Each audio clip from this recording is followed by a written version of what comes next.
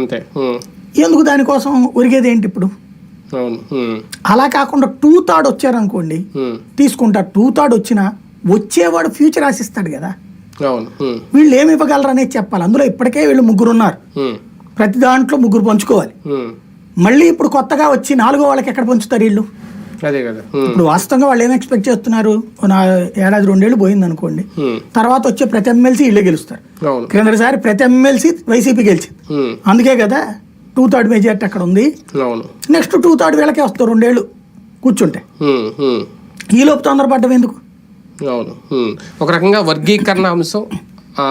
అంటే కొన్ని రాష్ట్రాలు, నిన్న ఈయన కాంగ్రెస్ పార్టీ హర్ష్ కుమార్ మాట్లాడిన మాట, దాదాపు 11 రాష్ట్రాలు వ్యతిరేకంగా ఆల్రెడీ ఒక నివేదిక ఇచ్చినా సరే సుప్రీం దాన్ని పరిగణలోకి తీసుకోలేదు అనేది. దీన్ని కంప్లీట్గా ప్రభుత్వాలు ఒక నిర్ణయం తీసుకుని ఏబిసిడి వర్గీకరణ చేస్తే యాక్సెప్ట్ చేసేస్తారా? ఇందులో మళ్ళీ ఏమైనా ఇబ్బందులు ఉంటాయా? రాజకీయ నిర్ణయాల ఆధారానికి రాజకీయ నిర్ణయాలు తీసుకున్నారని కోర్టులు తీర్పేవు. కోర్టులు రాజ్యాంగబద్ధంగా ఉన్నటువంటి పరిస్థితులు చూస్తాయి. ఇది ఫెడరల్ గవర్నమెంట్స్ లో ప్రభుత్వాలకు ఇచ్చింది అధికారం, కోర్టు ఆదేశించాల.